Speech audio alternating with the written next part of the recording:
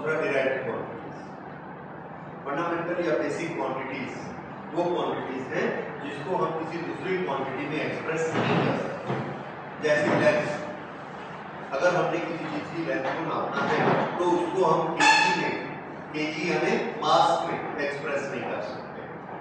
इसी तरह से किसी भी ऑब्जेक्ट में जो कंटेंट्स होते हैं जिसको कि हम मास कहते हैं उसको हम टाइम में एक्सप्रेस नहीं कर सकते। एक दिन क्वांटिटी या 2 दिन ये हम उसमें एक्सप्रेस नहीं कर सकते मास के लिए कि हमको कितनी शुगर लेनी है। तो शुगर लेने के लिए हम ये नहीं बोल सकते कि हमको 1 दिन शुगर चाहिए या 1 महीना शुगर चाहिए। क्यों? क्योंकि दिन और महीना किस क्वांटिटी को रिप्रेजेंट करते हैं? टाइम को। और हम क्या बताना चाहते हैं? मास। तो जब एक क्वांटिटी दूसरी क्वांटिटी में डिस्कस नहीं हो सकती तो ऐसी क्वांटिटी को हम क्या कहते हैं? बेसिक या फंडामेंटल क्वांटिटी। दूसरी क्वांटिटी हमने वो पढ़ी है जो बेसिक में इंट्रोड्यूस हो सकती है, बेसिक में जिसको हम बता सकते हैं। जैसे एरिया, एरिया को हम बता सकते हैं length multiplied by another length. तो ये कैसी क्वांटिटी होती है? ये होती है डिराइव्ड क्वांटिटी। तो ये डिराइव्ड क्वांटिटी में एक से ज्यादा फंडामेंटल या बेसिक क्वांटिटीज होती हैं। अब ये फंडामेंटल क्वांटिटीज को एक्सप्रेस करने के लिए हम लोगों ने एक तरीका बनाया।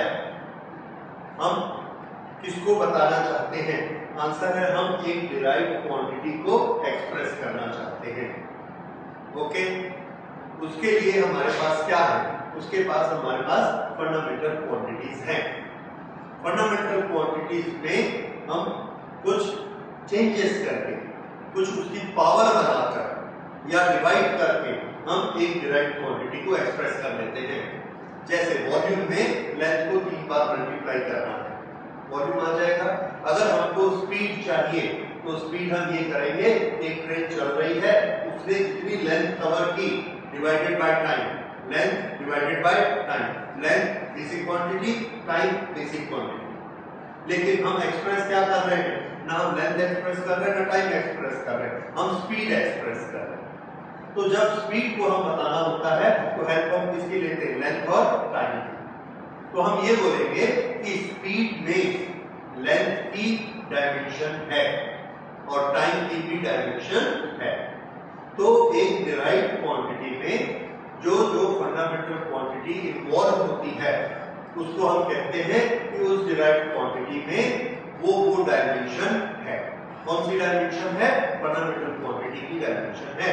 तो इससे हमको ये समझ आया कि फंडामेंटल क्वांटिटी को हमने डायमेंशन मानना है। फंडामेंटल क्वांटिटी को डायमेंशन मानना है। Fundamental quantity is to be taken as a dimension.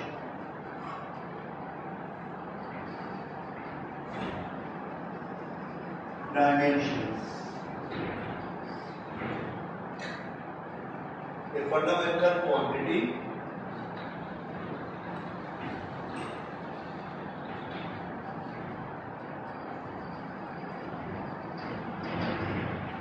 present in the given quantity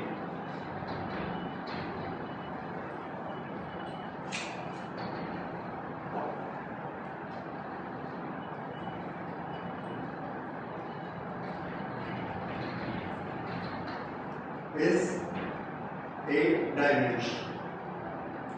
Is a dimension.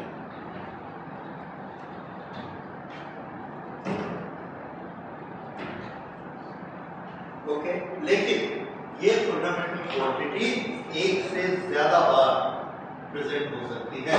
जैसे एरिया में लेंथ 2 बार प्रेजेंट है, वॉल्यूम में लेंथ 3 बार प्रेजेंट है।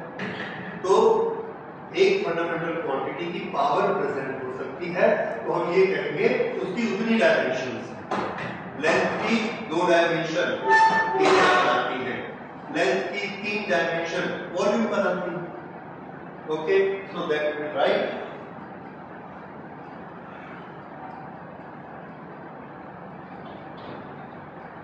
The power of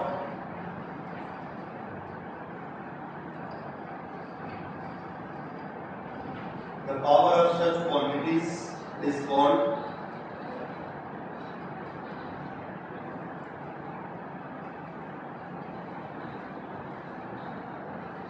number of dimensions.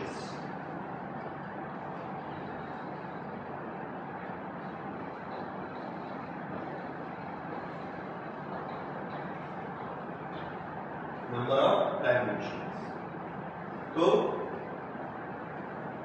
अब फिर से एरिया ये डिराइव्ड क्वांटिटी है,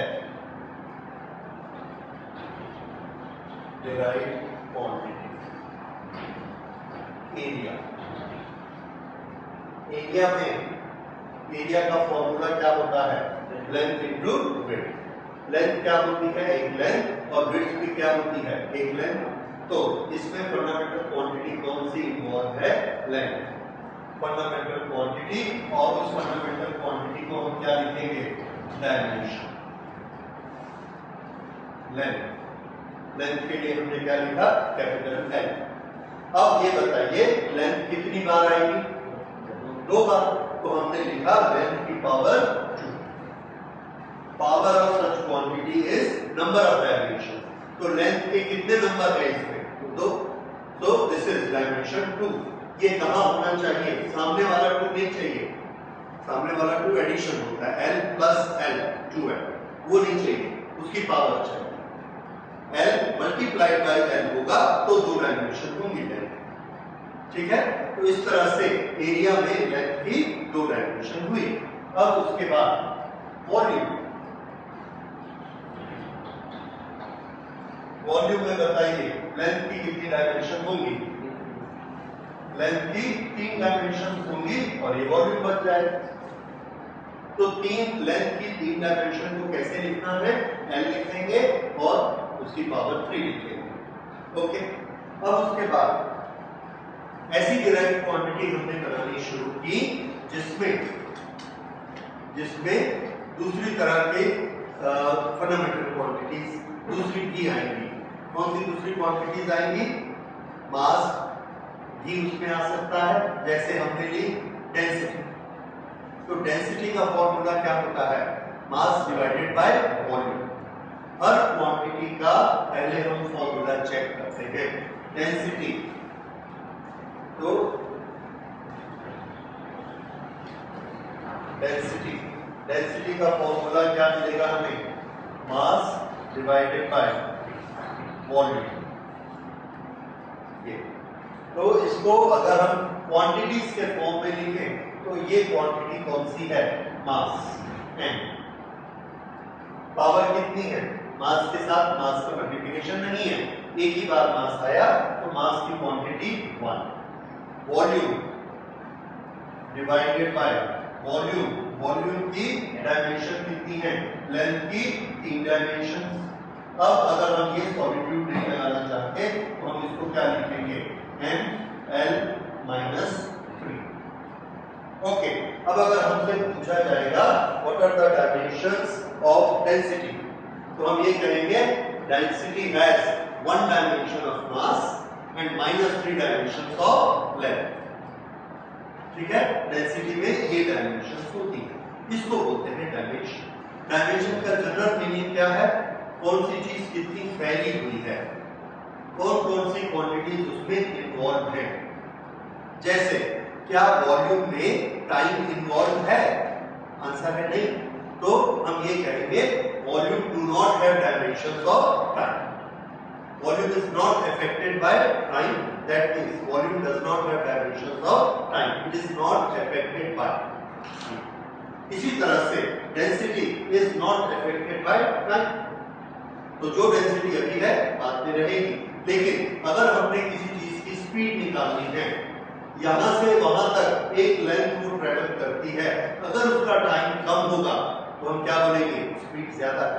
अगर उसने ज्यादा टाइम लिया तो उसकी स्पीड कम है, इसका मतलब स्पीड में किसकी डायमेंशन है? टाइम की डायमेंशन है। कौन सी डायमेंशन है वो हम उसके फॉर्मूला से देख लेंगे। देखिए स्पीड की डायमेंशन क्या लिखा है तुमको? स्पीड की dimension, speed is length covered in A given time. ये फॉर्मूला है इसका, लेंथ डिवाइडेड बाय टाइम। अब बताइए इसकी डायमेंशन हमें क्या लिखनी चाहिए। लेंथ के लिए l पावर 1, टाइम के लिए t पावर नीचे है तो कितना होगा l अपॉन t, ऊपर आएगा तो -1, lt -1। ये किसकी डायमेंशन आ गई, स्पीड। ओके, अब क्या होने लगा, आगे जाके ऐसी चीजें आ गई जैसे कि एक हम चीज पढ़ेंगे, मोमेंटम। मोमेंटम होता है mass multiplied by speed, mass multiplied by speed, तो उसमें मास भी आ गया। तो अगर हम यहां पर मोमेंटम लिखें, मोमेंटम, तो इसका फॉर्मूला क्या है, मास मल्टीप्लाइड बाय स्पीड। अब अगर मास इनटू स्पीड करना है तो हमको इसमें m के साथ में ये मल्टीप्लाई करना पड़ेगा, और इसमें स्पीड की डायमेंशन क्या होती है, lt-1, और उसके साथ क्या लगाना है, मास। मल्टीप्लाइड होना ही चाहिए, प्लस वाले में डायमेंशन नहीं होती। फिर से उसको मैं अभी उस पर आता हूं। तो मास की डायमेंशन m, स्पीड की डायमेंशन lt-1, तो इसकी पूरी डायमेंशन कितनी हो गई, mlt-1। ये किसकी डायमेंशन है, मोमेंटम। तो मोमेंटम का पहले हमने क्या लिखा, फॉर्मूला, उस फॉर्मूला के बाद क्या लिखा, उसका डायमेंशनल फॉर्मूला mlt-1। अब कुछ इसमें और प्रिकॉशंस देखिए, कैसी क्वांटिटीज की डायमेंशंस बनती है। तो आंसर है किसी भी एक क्वांटिटी की उसमें प्लस नहीं होना चाहिए। कोई भी एक क्वांटिटी का एक फॉर्मूला होगा और उस एक फॉर्मूले में सिर्फ मल्टीप्लिकेशन होते हैं, एडिशन नहीं होता है। कोई भी फॉर्मूला या तो मल्टीप्लिकेशन होगा या डिवीजन होगा, ये दो चीजें होती हैं। तो मल्टीप्लाई और डिवाइड, तो यहाँ पर मल्टीप्लाई के लिए पॉजिटिव पावर, डिवाइड के लिए नेगेटिव पावर। जब एक से ज्यादा डायमेंशन हो जाती हैं तो हम ऐसे ग्रुप को, ये वाला ग्रुप, इस ग्रुप को हम कहते हैं डायमेंशनल फॉर्मूला। फॉर्मूला शब्द साथ में लगा दिया, फॉर्मूला शब्द को साथ में लगाया, एक से ज्यादा, तो मोर देन वन, तो ये हो गया डायमेंशनल फॉर्मूला। अब हाँ, और डायमेंशन को कैसे लिखा जाएगा, तो आंसर है डायमेंशन को हम हमेशा कैपिटल में लिखेंगे, ठीक है। तो कैपिटल M यानी मास की डायमेंशन, ठीक है। इसलिए फिजिक्स में आपको बहुत सावधान रहना है। अच्छा, अब ये m मास की डायमेंशन को रिप्रेजेंट करता है। mlt-1 एक डायमेंशन के फॉर्मूले को रिप्रेजेंट करते हैं। तो जो चीज डायमेंशन को रिप्रेजेंट करती है उसको हम लोग ऐसे न लिख के एक ब्रैकेट में लिखते हैं।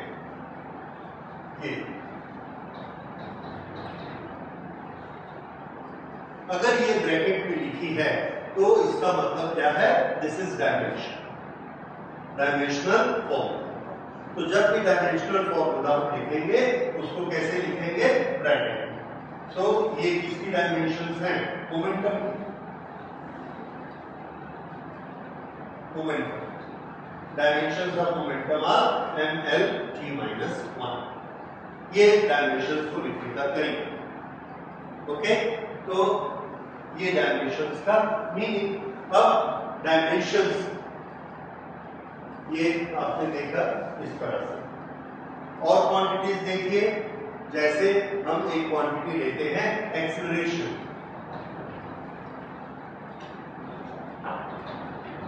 एक्सेलरेशन का फॉर्मूला बताइए, displacement upon time that is velocity. Yes, speed divided by time. तो एक्सेलरेशन हमको मालूम है, that is speed divided by time.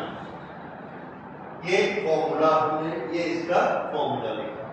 अब डायमेंशंस लिखनी है, तो स्पीड की डायमेंशन हमको मालूम है कितनी होती है, lt-1।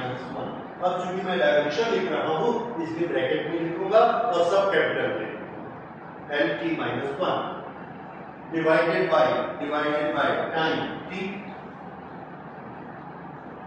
अब कितनी हो गई इसकी डायमेंशन?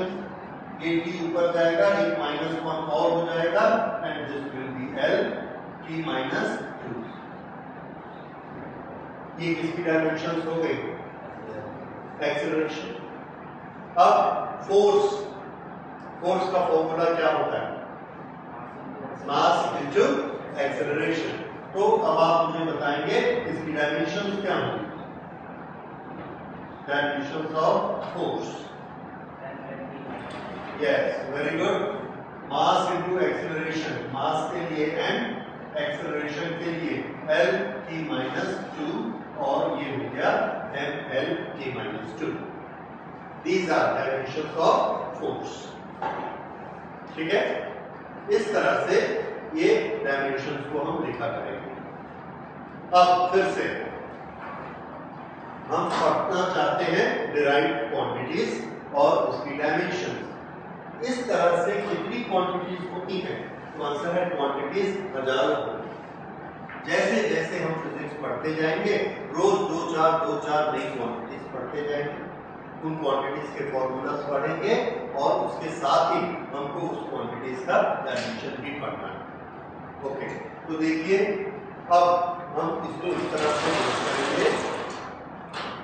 आपकी बुक में एक चार्ट दिया हुआ है जिसमें सबसे पहले लिखा गया है क्वांटिटी।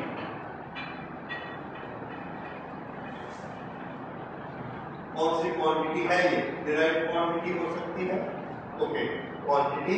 इसके बाद इसका फॉर्मूला,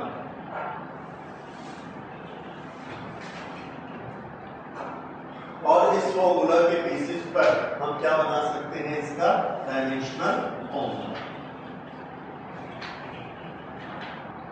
डायमेंशनल फॉर्मूला।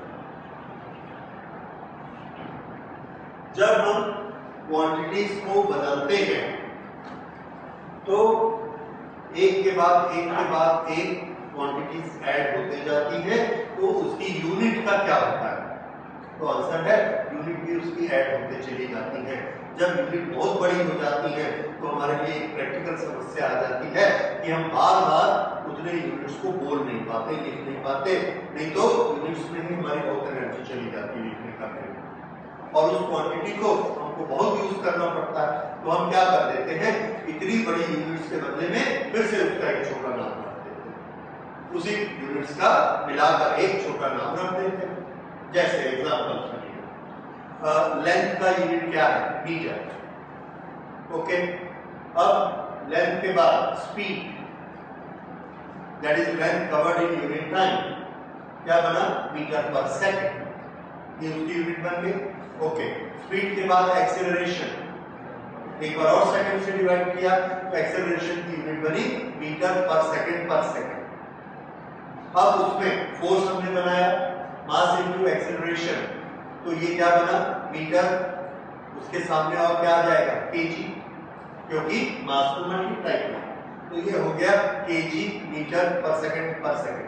बहुत लंबा हो गया, केजी मीटर पर सेकंड। और बार बार हमको बोलना है इधर 5 फोर्स काम कर रहा है, इधर 10 फोर्स काम कर रहा है, इनका रिजल्टेंट 7 फोर्स हो गया। तो इस तरह से हर बार अगर हम केजी मीटर पर सेकंड बोलेंगे, it's very long in writing, there is a need to short it, उसको छोटा करने की जरूरत है। इसलिए फोर्स का हमने एक छोटा यूनिट बना दिया, इस सारे यूनिट्स को मिलाकर हमने नया नाम दिया और वो नाम रखा न्यूटन। अब 1 केजी मीटर पर सेकंड, इसका नाम क्या हो गया? 1 न्यूटन। तो ये क्या बना? फोर्स का डिराइव्ड यूनिट। लेकिन फंडामेंटली उसमें क्या क्या है? मास, लेंथ और 2 बार डिवीजन किसका है? टाइम का। ये उसकी फंडामेंटल यूनिट है। तो फोर्स के लिए जब हम यहां पर लिखेंगे तो क्वांटिटी को हम लिखेंगे फोर्स। ओके, फॉर्मूला को जैसे यहां पर हमने क्वांटिटी को क्या याद करना है? फोर्स। फॉर्मूला को क्या लिखना है? मास इनटू एक्सेलरेशन, ये शॉर्ट में लिखा, हम इसका मतलब जानते हैं, मास इनटू एक्सेलरेशन। अब इसका डायमेंशनल फॉर्मूला क्या होगा? This is m l t minus 2, m for mass, l t minus 2 for acceleration. ये इसका डायमेंशनल फॉर्मूला हो गया। और इसके बाद इसका यूनिट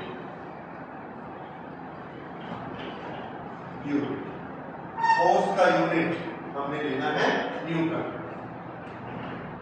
और अगर आप इसका सिंबल याद करना चाहें तो सिंबल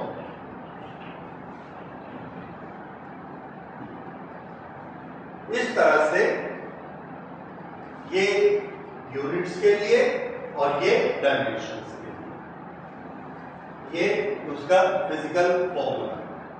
तो हर क्वांटिटी के इतनी कैरेक्टरिस्टिक्स होती हैं और हर क्वांटिटी की इतनी कैरेक्टरिस्टिक्स सब आपको याद होनी चाहिए। फिजिक्स में ये बहुत जरूरी है। कोई भी चीज हम पढ़ेंगे इतनी क्वांटिटी उसके पास होगी।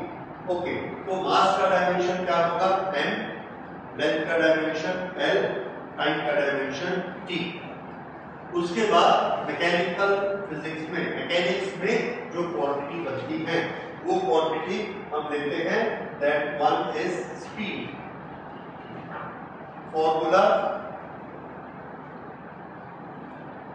लेंथ अपॉन टाइम, या इसको आप कह सकते हैं फॉर्मूला डिस्प्लेसमेंट या distance divided by time. Dimensional formula क्या बना था? l t minus 1। यूनिट क्या बोलेंगे इसको? बोलिए।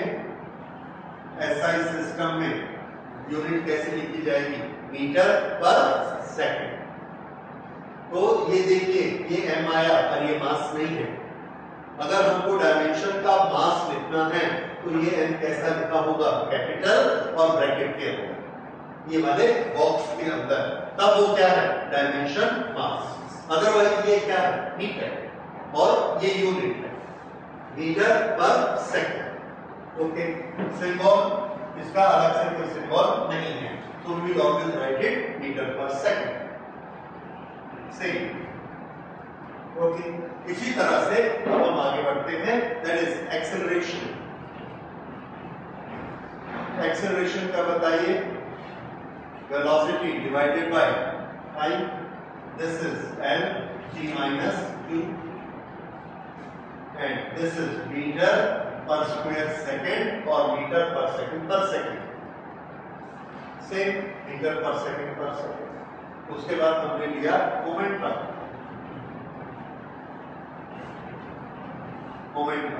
Momentum formula mass into velocity, mass into velocity. Mass के लिए क्या लिखना है? m, और वेलोसिटी के लिए l t minus 1, m l t minus 1। Okay, अब यूनिट इसकी क्या होगी? बोलिए।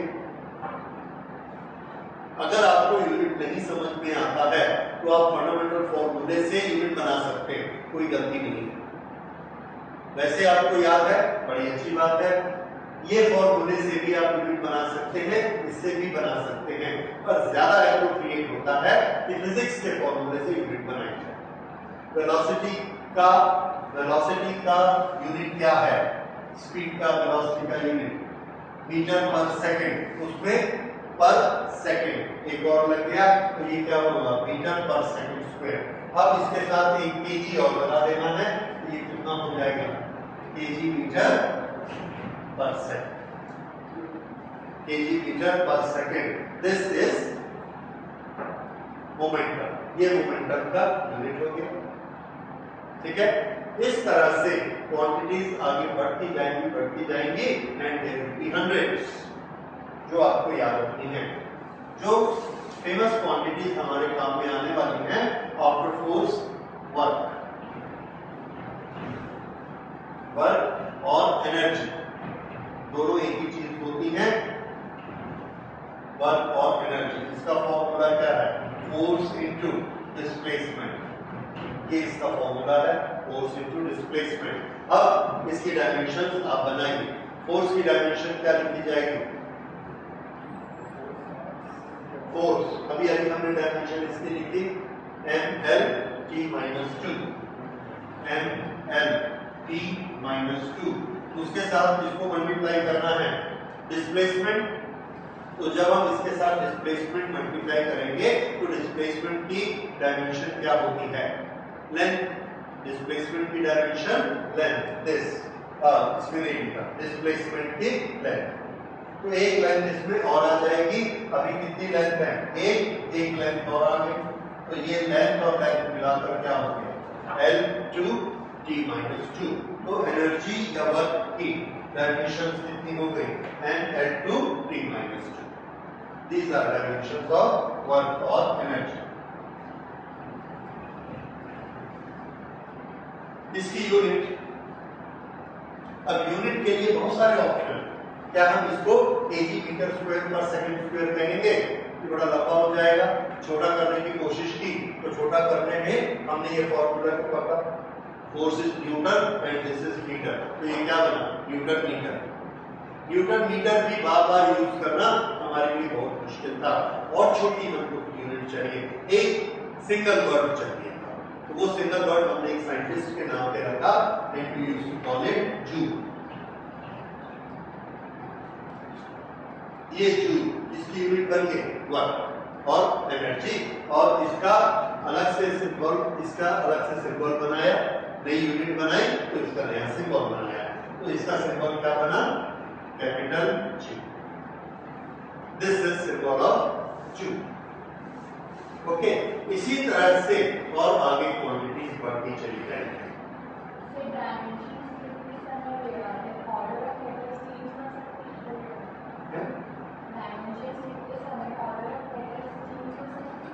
ऑर्डर अगर आप चेंज करते हैं तो टेक्निकली गलत नहीं। जैसे आप 2 into 3 को 3 into 2 लिखेंगे तो गलत नहीं, ठीक है। लेकिन एक हमने कस्टम बनाया हुआ, एक सिस्टम बनाया हुआ है, हमारी सबकी आदत हो जाती है कि हम पहले m को देखेंगे, फिर l को देखेंगे और फिर t को देखेंगे। तो इसलिए हम शुरू कैसे करते हैं? जिस तरह से हमने सीक्वेंस याद की है फंडामेंटल क्वांटिटीज की, तो फंडामेंटल क्वांटिटीज की सीक्वेंस के कारण हम पहले m को रखते हैं, फिर l को रखते हैं, फिर t को रखते हैं। तो धीरे धीरे ऐसे सबको याद करते हैं, इसलिए एक कस्टम बन जाता है कि m l t को ही पहले लिखा जाए, ठीक है। बट अगर आप l m और t लिखते हैं तो गलत नहीं, समझ गए? ओके, यहां पर m की कितनी डायमेंशंस हैं? याद रखिए, जब कोई डायमेंशन एब्सेंट होती है तो उसके लिए हम वर्ड यूज करते हैं कि यहां उसकी 0 डायमेंशंस है। क्यों? l की -1 के साथ इसका मल्टीप्लिकेशन है 1 का ब्रेक के साथ मल्टीप्लिकेशन है, और m की पावर 0 कितना हो जाएगा? 1। तो इसमें वो छिपा हुआ है m टू द पावर 0। तो अगर डायमेंशन एब्सेंट है मतलब हम उसको क्या कहेंगे? It has 0 dimensions of mass. समझ आया? तो अगर हमको फॉर्मूला लिखने को कहा जाएगा, स्पीड का पूरा डायमेंशनल फॉर्मूला लिखिए, तो पूरा डायमेंशनल फॉर्मूला लिखने के लिए हम ऐसे लिखेंगे m to the power 0 l t minus 1। हम m l t तीनों को लिखना चाहते हैं, और ऐसा लिखने से कंफर्म हो रहा है कि हम m लिखना भूले नहीं। हमने ये लिखा तो कोई सामने सोच सकता है कि m लिखना भूल गए, तो फिर हमसे पूछेगा m होता है कि नहीं होता, तो हम उसको बताएंगे नहीं भाई m होता ही नहीं है, स्पीड में m नहीं होता, एक्सेलरेशन में m नहीं होता। लेकिन अगर हमने 0 लिख दिया तो ये कंफर्म हो गया कि m नहीं होता। ये लिखने का तरीका है। तो जब हम 0 लिख देते हैं तो ये कंफर्म कर देते हैं कि उसको हम मेंशन कर रहे हैं कि ये नहीं है। ओके, है? नहीं, जरूरी नहीं। फिर से कस्टम, मतलब हम लोग ही नियम बनाते हैं आपस में कि हम कैसा करेंगे। अब ये होने से कई बार क्या होता है कि हम एक लंबा चौड़ा सम करते हैं, अब m उसमें है नहीं, 10 बार हमने लिखा और 10 बार m की पावर 0 m की पावर 0 m की पावर 0, हमको लगता है कि फालतू हम इतना लिख रहे हैं और इसकी तो जरूरत ही नहीं, शुरू से लिखते आते हैं, तो हम नहीं लिखते, फिर उसको क्या लिखते हैं n की -1 और अपना काम करते हैं। तो जब आप एक्सपर्ट हो जाते हैं तो आप जीरो पावर लिखना छोड़ देते हैं, जीरो पावर को नहीं लिखते। कब लिखते हैं? जब हमको आंसर लिखना हो। तो लास्ट में जब हमारे आंसर आ गए उसमें देखा कोई एब्सेंट है तो उसकी पावर जीरो हम डाल सकते हैं। नॉर्मली एन एंड टी इसमें से अगर कोई एब्सेंट होता है तो उसकी पावर जीरो डाल दी जाती है, ताकि हमको पता रहे कि हमने बताया आपको कि इसकी पावर जीरो है, हम भूले नहीं है, गलती से छूटा नहीं। अदरवाइज क्या सोच सकते हैं कि लिखना छूट गया। तो ये अब फिर से दो चीजें हम सीखेंगे। एक डायमेंशनल फॉर्मूला,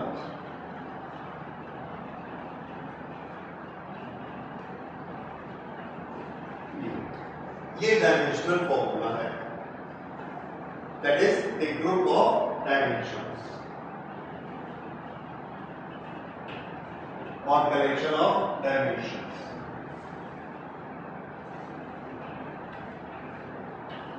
दूसरा डायमेंशनल इक्वेशन,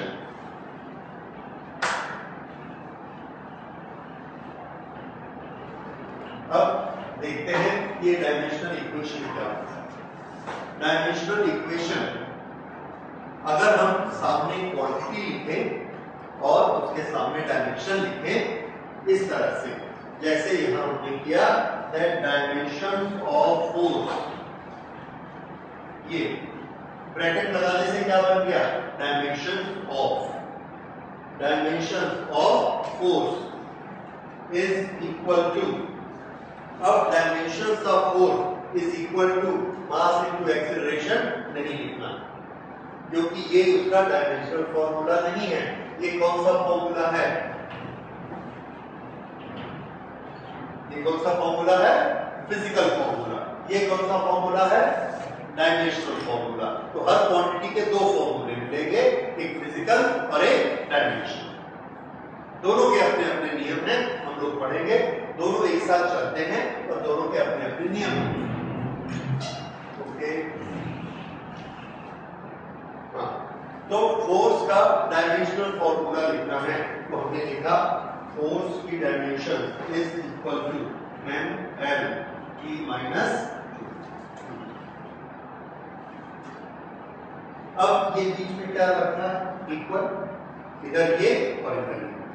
अगर ऐसा होता है और बीच में हम इक्वल लिखते हैं तो जिस एक्सप्रेशन के बीच में इक्वल लिखा हो और उसके दो साइड्स हो तो मैथमेटिक्स में इसको क्या कहते हैं?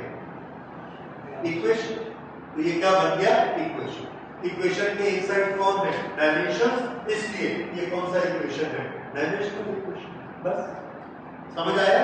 जब इक्वेशन के फॉर्मेट में लिखेंगे तो उसको डायमेंशनल इक्वेशन कहेंगे और जब सिर्फ एक एक्सप्रेशन लिखेंगे तो उसको डायमेंशनल फॉर्मूला कहेंगे। ठीक, इस तरह से ये डायमेंशनल फॉर्मूला, डायमेंशनल इक्वेशन, ये डायमेंशंस। अब ये डायमेंशंस क्वांटिटीज की अलग अलग होती हैं और जैसा मैंने आपको बताया that there are hundreds of quantities. आप कोई भी बुक देखेंगे, भले एनसीईआरटी की हो या रेफरेंस बुक हो, इसमें आपको एक चार्ट मिलेगा और उस चार्ट में ये सब डायमेंशंस लिखी रहेंगी। ओके, तो ये सब डायमेंशंस आपको नॉर्मली इसको याद करने की कोशिश की जाती है, पर एज ए चार्ट इसको याद नहीं करना चाहिए, क्योंकि जब आप इसको पढ़ते हैं, एक क्वांटिटी को, सब क्वांटिटीज को हमने पढ़ना है फिजिक्स में, तो फिजिक्स में जब हम क्वांटिटीज को पढ़ते हैं तो हर एक का डायमेंशनल फॉर्मूला याद करते जाते हैं और जब डायमेंशनल फॉर्मूला याद करते हैं तो हमको वन बाय वन सबके डायमेंशनल फॉर्मूला याद हो जाते हैं। ओके, अब मैं देख रहा हूँ एनसीईआरटी कहीं होगा इसमें, आप देखिएगा इस तरह से डायमेंशनल फॉर्मूला आपको रेफरेंस बुक में मिल जाएगा। ठीक है, पूरा इस तरह का चार्ट बना हुआ है and there are hundreds of it. इस तरह से पन्ने के पन्ने भरे रहेंगे, देयर आर मेनी। ओके, तो ये डायमेंशनल फॉर्मूला हर क्वांटिटी के होंगे। अच्छा, अब इसमें अगली चीज हम ये करते हैं कि अगर हमने अपना ये नॉलेज डेवलप किया कि फिजिक्स में हर क्वांटिटी के पास एक डायमेंशनल फॉर्मूला होता है। तो ये वाला जो हम फॉर्मूला बनाते हैं, डायमेंशंस का नॉलेज लेते हैं, इससे हमको क्या फायदा होता है? तो हम इससे क्या करते हैं, हम इससे हर क्वांटिटी का एनालिसिस कर सकते हैं डायमेंशंस के बेसिस पे, and that we call as dimensional analysis. तो डायमेंशनल एनालिसिस में डायमेंशंस के फॉर्मूला हम यूज करेंगे और उसके बहुत सारे यूज करेंगे। तो अब हम लोग आगे स्टडी करेंगे that what are the uses of dimensional analysis, dimensional formula को अप्लाई कैसे करना है और उसका यूज क्या है। एक और छोटी छोटी चीजें, अभी तक हमने 3 डायमेंशंस देखी, मास, लेंथ, टाइम। ये तीनों मिलकर मैकेनिक्स की सभी क्वांटिटीज बनाती है, एक्सेलरेशन बनाती है, फोर्स बनाती है, आगे जाएंगे सरफेस टेंशन, विस्कोसिटी, जितनी चीजें हम पढ़ेंगे, प्रेशर, हर चीज इसमें आएगी। लेकिन जब हमारी फिजिक्स आगे बढ़ती है और हम लोग पढ़ते हैं इलेक्ट्रिसिटी, तो इलेक्ट्रिसिटी में जो क्वांटिटीज आएंगी, इलेक्ट्रिक करंट, उसको हम लोग मास, लेंथ और टाइम तीनों से एक्सप्रेस नहीं कर सकते। वो एक अलग ही चौथी क्वांटिटी है और इसलिए वो एक अपने आप में फंडामेंटल क्वांटिटी है। तो आपने 7 फंडामेंटल क्वांटिटीज पढ़ी है, यानी आपको 7 डायमेंशंस मालूम है। तो करंट की, इलेक्ट्रिक करंट की डायमेंशन क्या होती है, ये हमको याद रखना है कि इलेक्ट्रिक करंट की डायमेंशन, हर एक डायमेंशन का हमने एक सिंबल बनाना शुरू किया। ये जो हम सिंबल बनाना शुरू करते हैं, ये जो हमारी फंडामेंटल क्वांटिटीज हैं, हर क्वांटिटी का हमने एक एक सिंबल बनाया। तो शुरू में क्या होता था कि लेंथ का डायमेंशनल सिंबल क्या बनाया, कैपिटल एल, लेकिन उसका फिजिक्स में यूनिट क्या है, मीटर। तो हमको 2 चीज याद करनी पड़ी, capital L for length, metre for length. अब एक लेंथ के लिए याद करना है तो 2 चीज क्यों याद करेंगे, हमारे फिजिक्स का प्रिंसिपल क्या है, इजी करिए, छोटा करिए। तो अगर ये दोनों की जगह एक ही शब्द होता तो बड़ा आराम रहता। तो जब नई डायमेंशंस बनानी शुरू की, नए फॉर्मूले बनाने शुरू किए, 3 के बाद, 3 तक का डेवलपमेंट हो चुका था साइंस में, उसके बाद अगली क्वांटिटी को यूज करना था करंट। तो ये बोला गया कि करंट की यूनिट क्या है, एम्पियर। उसका सिंबल क्या है, कैपिटल ए। तो उसी कैपिटल ए को उसकी क्वांटिटी का सिंबल भी बना दो, तो उसकी डायमेंशन क्या है, ए, और उसका फॉर्मूला भी क्या है, ए। तो हम लोग बड़ी आसानी हो, ठीक है। इस तरह से सिंबल में कोशिश की गई कि हम उसको इजी करने की कोशिश करें, कहीं हुआ कहीं नहीं हो पाया, ठीक है। जैसे टाइम का हमारे पास डायमेंशन क्या है, टी, कैपिटल टी, ओके। अब हमने लेना है टेम्परेचर, यस। तो टेम्परेचर तो टी से शुरू होता है, हम ले नहीं सकते, टी ऑलरेडी एंगेज हो गया, तो हमने उसका यूनिट होगा, उसका यूनिट क्या है, केल्विन, कैपिटल के। कैपिटल के ही हमने उसकी डायमेंशन बना दी और कैपिटल के ही उसका यूनिट बना दी। तो आप देखेंगे कि बाद की जो डायमेंशंस हैं वो सब की यूनिट और सब की डायमेंशन एक जैसी है, okay. So this we will write now, okay. ये current,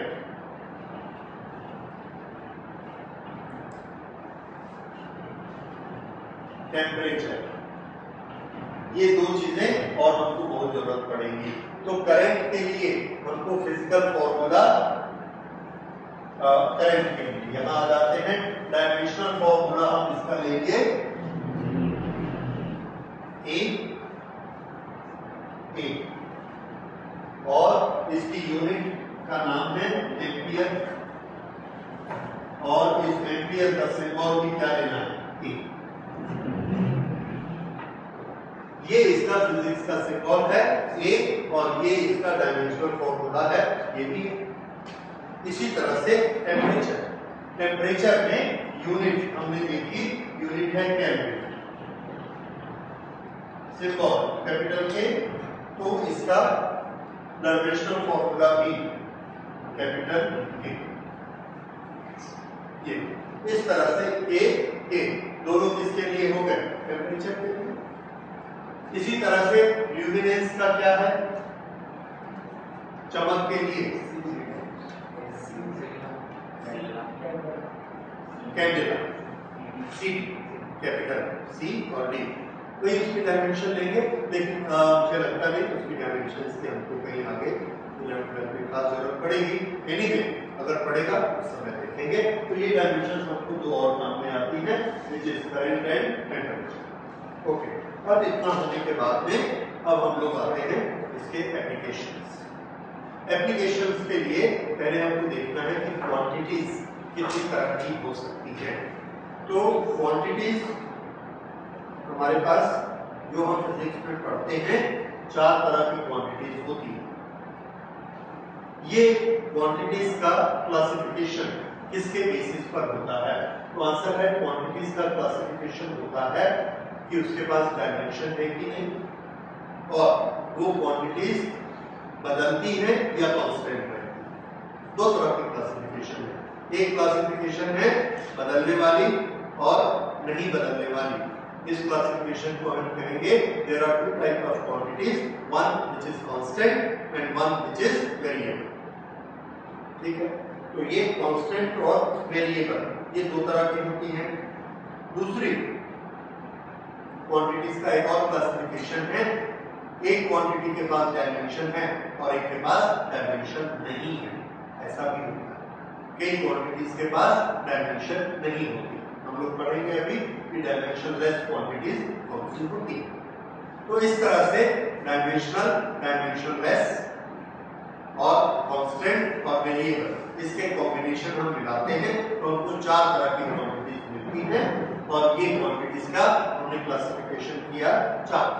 So these 4 type of quantities are, one is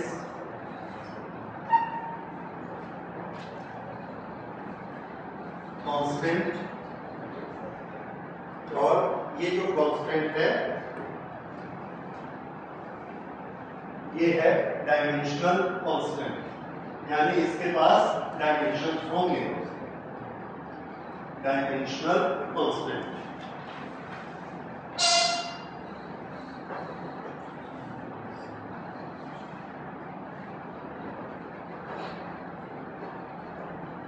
दूसरा dimensional variable.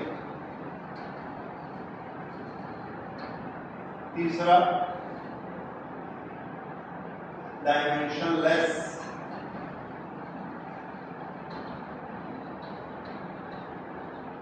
Constants and fourth is dimensionless variables।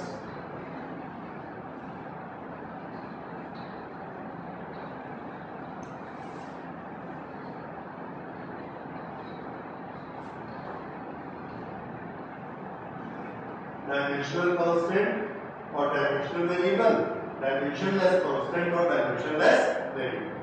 इस तरह से ये 4 टाइप्स की क्वांटिटीज होती है। सब क्वांटिटीज किसी न किसी कैटेगरी में आ जाएंगी। तो सबसे पहले हम लेते हैं डायमेंशनल कांस्टेंट, ऐसे कांस्टेंट जिसमें डायमेंशंस होती हैं। तो ये कांस्टेंट है ग्रेविटेशनल कांस्टेंट हैज डायमेंशंस। ये हम किसके बारे में पढ़ रहे हैं? Quantities. Okay, dimensional constant which has got dimensions और इसकी वैल्यू चेंज नहीं, has dimensions, no change in quantity।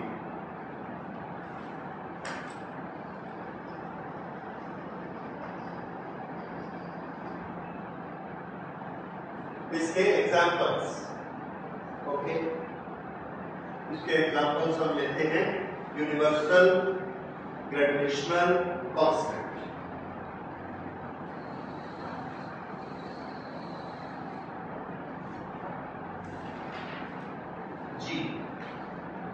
This is what universal gravitational constant. इसी तरह से एक और कांस्टेंट आपने पढ़ा हुआ है और this is gas constant.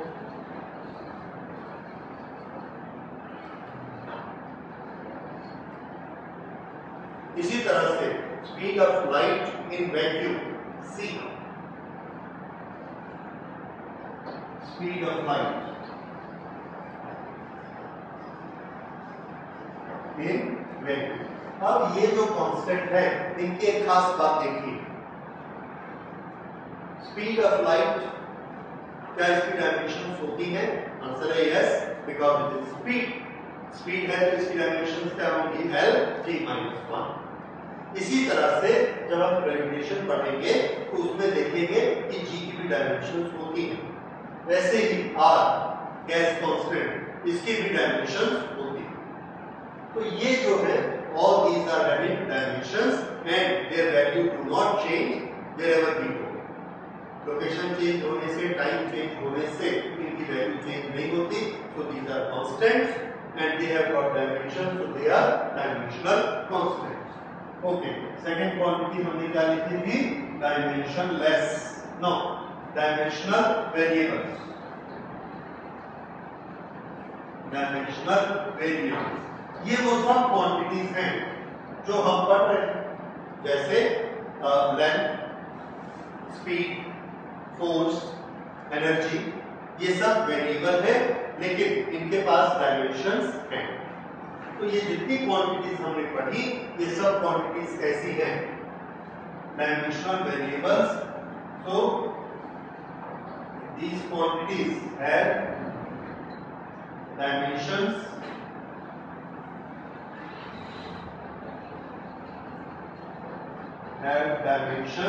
value keep changing।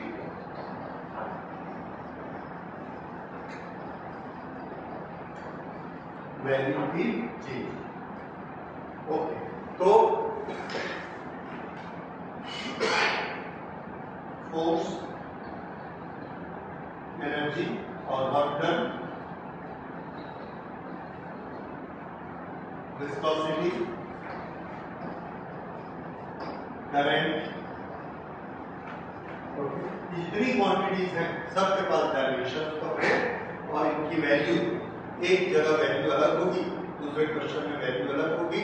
जैसे जैसे एप्लीकेशन होगा वैसे वैसे इनकी वैल्यू चेंज होती जाएगी।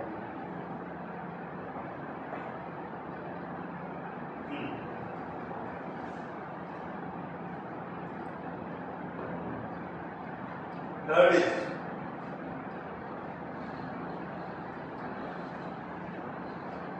Dimensionless constants. ये ऐसे कांस्टेंट हैं जिनमें डायमेंशन नहीं होती और ये सबसे इजी इसके एग्जांपल्स हैं नंबर्स। जैसे 2 की वैल्यू 2 ही रहती है, किसी भी न्यूमेरिकल में आएगा तो 2 की वैल्यू 2 रहेगी। ओके, पाई की वैल्यू 3.14 है, किसी भी सिचुएशन में किसी भी न्यूमेरिकल में इसकी वैल्यू 3.14 ही रहेगी। अब इसकी डायमेंशन डिस्कस करते हैं। तो 2 हो, 3 हो, 5 हो, ना इसके पास मास है, ना लेंथ है, ना टाइम, तीनों चीजें नहीं है, इसलिए ये कैसी क्वांटिटी है? डायमेंशनलेस। समझ में आया? तो नंबर्स की वैल्यू चेंज नहीं होती। 5 की जो वैल्यू है आप किसी भी न्यूमेरिकल में जाओ तो वैल्यू 5 ही रहेगी। पाई की वैल्यू 22/7 ही रहेगी। आप किसी भी न्यूमेरिकल में लीजिए, किसी भी सिचुएशन में लीजिए, तो इसलिए वो क्या कहलाता है? कांस्टेंट। डायमेंशनलेस क्यों? क्योंकि ना इसके पास मास है, ना लेंथ है, ना time. So this we can write any number. Okay, so 1 2 3 etcetera 5 e। इस तरह से ये जो नंबर्स हैं जिसमें डायमेंशंस नहीं होंगे वो सब किसमें आएंगे? Dimensionless constant. उसके बाद नेक्स्ट लेते हैं fourth, and that is dimensionless.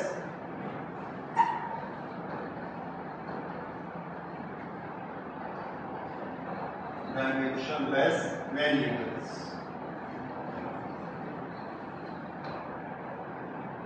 Dimensionless variables. तो डायमेंशनलेस वेरिएबल्स, इसमें डायमेंशन नहीं होना चाहिए और ये वेरिएबल भी होने चाहिए। ये क्या हो सकते हैं?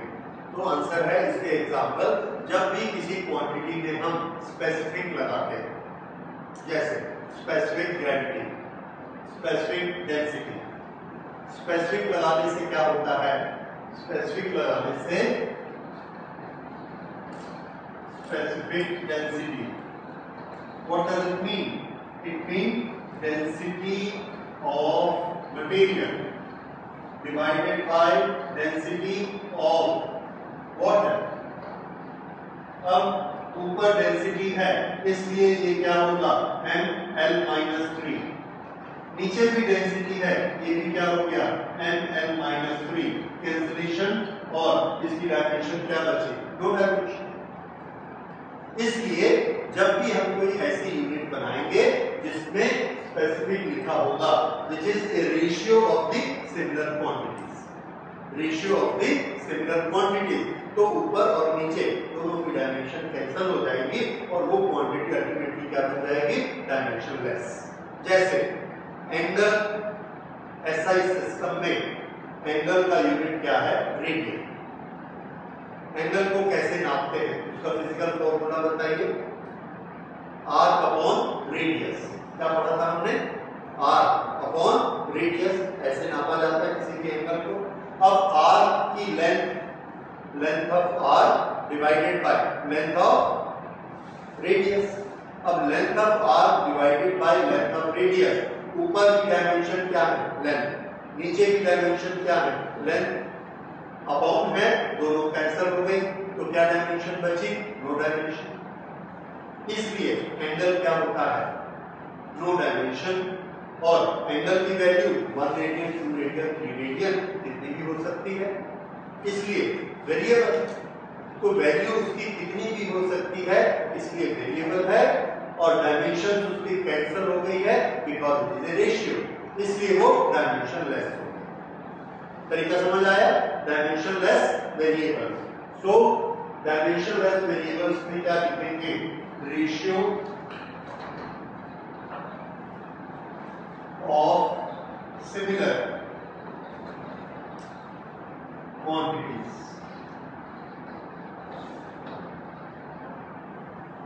Ratio of similar quantities. Example specific density, example angle.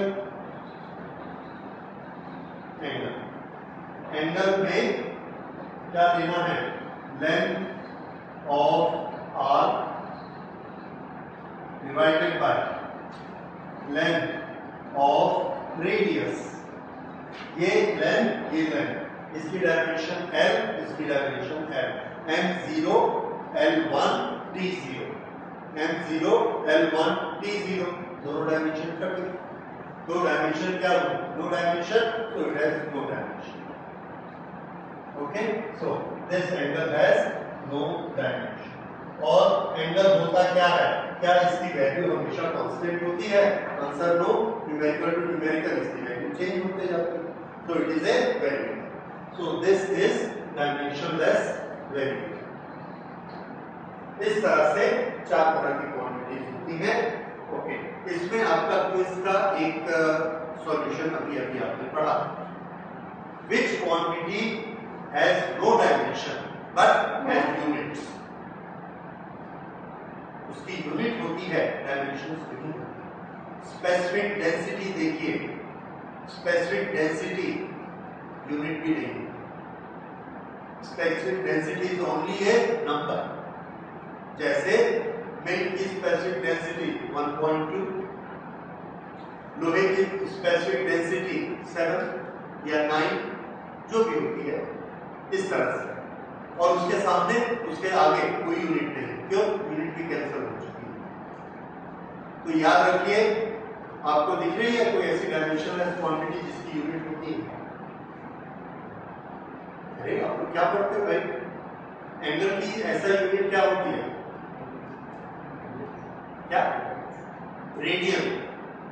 ऐसा यूनिट क्या होती है? रेडियन। तो एंगल की डायमेंशंस क्या होती है? No dimension. So angle is a physical quantity which has no dimensions but which has unit. ये याद रखिए और इसको नोट कर लीजिए. No dimension but has unit. और इसकी यूनिट्स क्या है? रेडियन. इस तरह से बहुत कम क्वांटिटीज होती हैं जिनकी डायमेंशन नहीं होती पर यूनिट्स होती हैं. Angle is the one example. Okay, ये कभी कभार 1 मार्क में पूछा जाता है. राइट, तो ये हो गई 4 तरह की क्वांटिटी. अब इन क्वांटिटी के एप्लीकेशन क्या है? एप्लीकेशन हम लोग इसके पढ़ेंगे अलग अलग तरह के applications.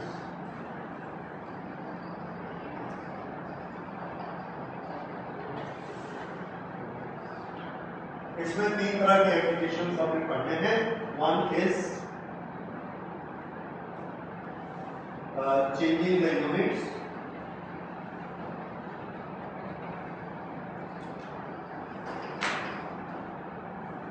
Second, checking correctness of physical formula.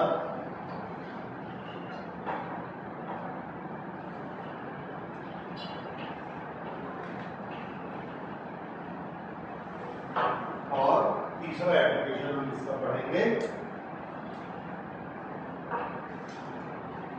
Deriving a new form. एक नया फॉर्मूला हम इससे बना सकते हैं. पुराने फॉर्मूलाज को, गिवन फॉर्मूला को चेक कर सकते हैं कि वो करेक्ट है या नहीं है और हम यूनिट्स को चेंज कर सकते हैं. ये 3 इसके मेजर एप्लीकेशंस हैं. तीनों एप्लीकेशन हम 1 बाय 1 पढ़ेंगे. ठीक है? ओके.